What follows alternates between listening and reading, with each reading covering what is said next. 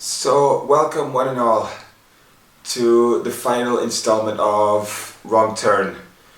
So, Wrong Turn, Last Resort, the porn part. If porn isn't your thing, then I would turn off right now because this is this is more of a softcore porn than it is a slasher. I think the original writers actually just got bored of this series after the train wreck that was number 5, and they sold rights to a porn company. So Wrong Turn 6 starts off with bikers Nick and Daria cycling in the woods.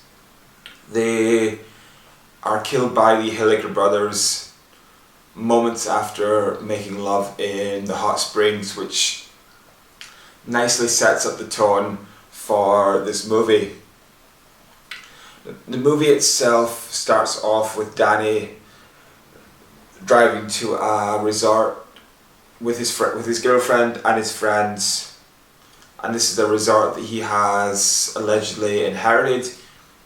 He doesn't know a lot about it. He doesn't know if it's going to be small, if it's going to be big, so he's driving a little into the unknown. Now, if you haven't gathered already, this wasn't a good movie. It wasn't any worse than the 5th. I think that's what I feared, is that the writers would find some way to make this even worse than the 5th, which was a horrible film. But I don't think it was any worse than the 5th. But the franchise has gone out in somewhat of a whimper. I'm confused as to what they're trying to achieve in this one.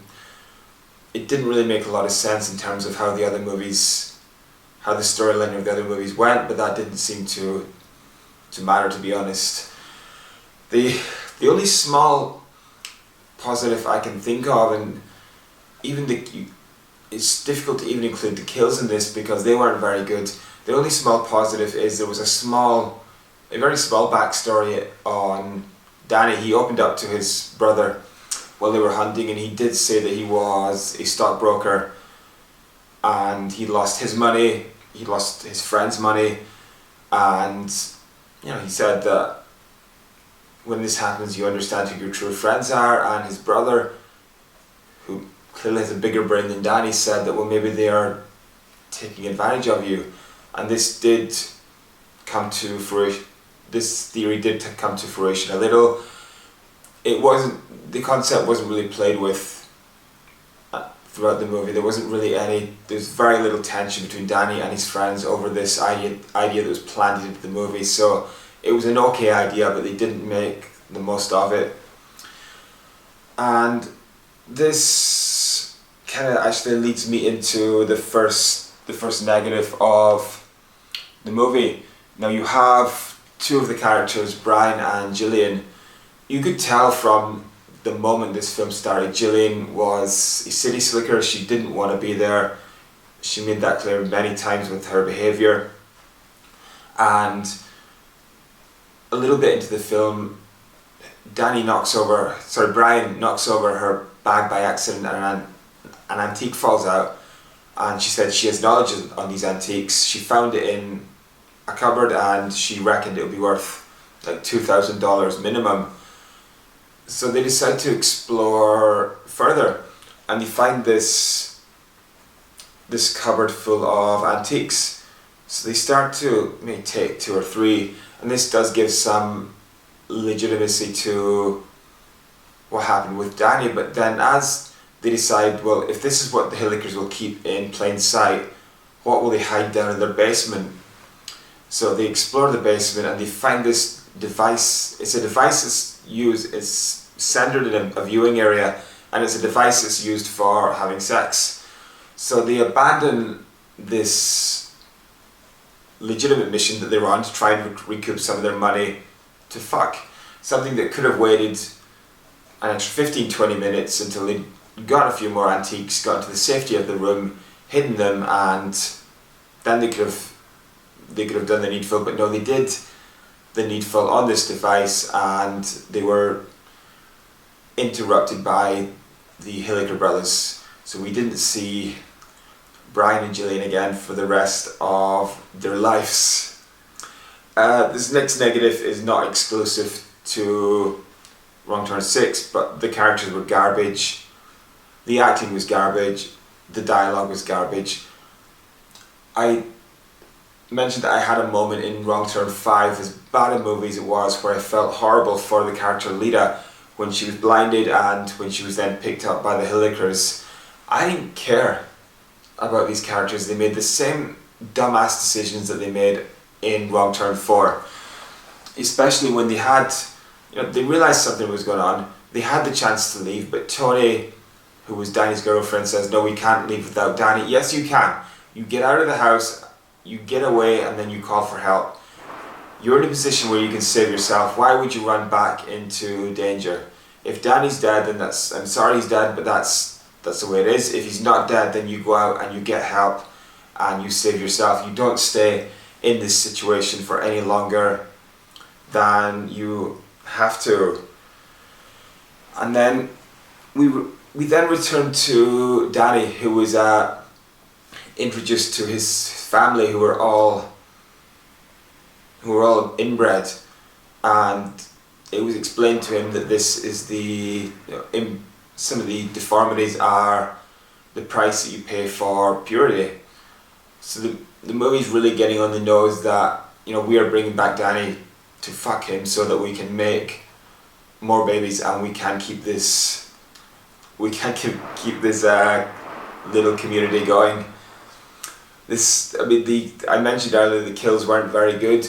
The sexual element even made its way into the kills. After being attacked by the Hillikers, one of Danny's friends, Vic, I think it was lying half dead on the bed. Now Danny's sister was, at this point, trying to have her way with this half dead man, and her brother comes in and says, look, just kill him already. So she puts this pillow on this guy's head. She then perches herself on the pillow and starts to grind. And as this guy dies, she finds a way to release some tension. And the next kill wasn't any better. It was a goriest kill, but it still involved a guy getting a water hose shoved up his ass, turned on until his guts eventually made their way all over the room. This film wasn't able to avoid sex or weird sex for any period of time. And the only thing the movie had going for it still didn't do it very well, was like, would Danny sacrifice his girlfriend, or would he save her? In the end, he didn't do one thing nor the other. He was asked to kill his girlfriend because he knew too much. He then whispered in her ear, run and don't look back. When she ran, Danny's brother, tried to stop her, and then she was able to stab Danny's brother. And then at this point, Danny then sacrificed her to the Hilliker brothers because she killed a member of his family. So he didn't really do one thing nor the other. He tried to let her go, but then in the end he sacrificed her anyway over the loss of his brother, I suppose. And the movie actually ended with Danny and his sister trying again for a baby, with the Hilliker brothers looking on. This is how the Wrong Turn season ended, with incest sex in a basement with the three Hilliker brothers watching. It went out and out. We started off Wrong Turn 1 on quite a high note, with it's not a completely original movie, but still a very watchable movie.